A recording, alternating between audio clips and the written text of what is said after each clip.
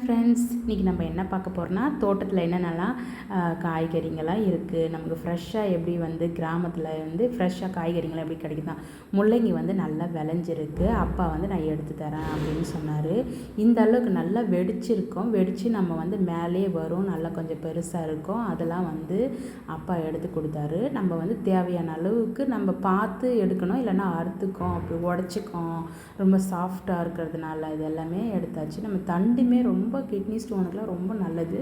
அதுக்கப்புறமா மிளகாய் தோட்டத்தில் முள்ளங்கி நம்ம எடுத்துட்டோம்.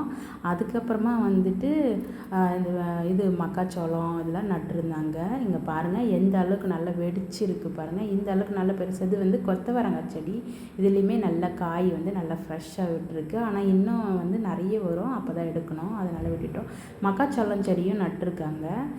இது இன்னும் காய் வைக்கல. அப்புறமா தக்காளி, நம்ம நாட்டு தக்காளி போட்டிருக்காங்க. அது நம்ம அப்படியே காயாக இருக்குது. இப்போ அது அப்படியே பழுக்கும் போது தான் நம்ம எடுக்கணும். அதுக்கப்புறமா சின்ன வெங்காயமும் நட்டுருக்காங்க. இந்த வாய்க்காலெலாம் மஞ்சளெல்லாம் நல்லா நட்டுருக்காங்க. கத்திரி செடியும் நட்டுருக்காங்க. எதுவுமே இன்னும் காயெலாம் வைக்கல, பூ தான் வச்சுருக்கு. அதுக்கப்புறமா முள்ளங்கியுமே 1 2 அப்படியே சைடில் வாய்க்கால் எல்லாத்துலேயும் நட்டுருக்காங்க. அதுக்கப்புறமா மிளகாய் செடி எல்லாமே போட்டிருக்காங்க. அது இப்போ தான் பிஞ்சு வைக்கிற ஸ்டேஜ், இப்போ தான் வைக்கிது, இன்னும் முத்தலை. இது இன்னும் கொஞ்சம் நாள் ஆனால் பார்த்தா முத்தம், இப்போ தான் பிஞ்சு இறங்குது. அதனால் இன்னும் நல்லாவே இறங்கும்.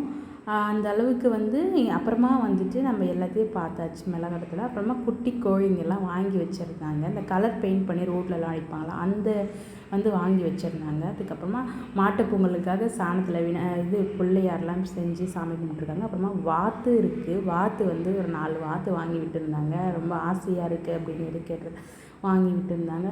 இவங்களுக்கு ரொம்ப கஷ்டம். ஏன்னா வாத்து எப்பவுமே தண்ணி நிறைய இருக்கிற இடத்துல தான் அவங்களுக்கு நல்லா இருக்கும். இந்த மாதிரி ட்ரையான இடத்துல இருக்கிறதுக்கு அவங்களுக்கு ஒரு மாதிரி கஷ்டமாக இருக்குது. அதனாலே அதுக்கப்புறமா இங்கே கொஞ்சம் நேரம் அதுக்கப்புறமா கொஞ்சமாக கருங்கோழியும், குட்டி கருங்கோழி கொஞ்சம் வாங்கியிருக்காங்க. நாட்டுக்கோழி கொஞ்சம் வாங்கி விட்டுருக்காங்க.